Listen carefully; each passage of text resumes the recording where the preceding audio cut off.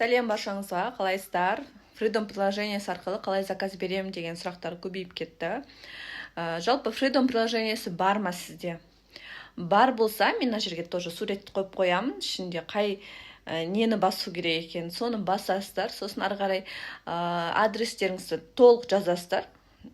Қай жерге әкелу керек жазғаннан кейін уже дальше өзі ашылады.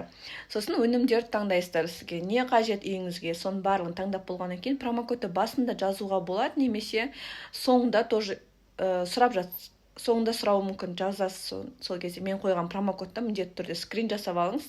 Сол кезде сізге скидка болады. Сондықтан сақтап алыңыздар, міндетті түрде.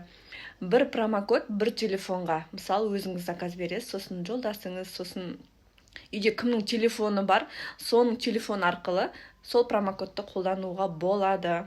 Бір телефонға бір-ақ рет.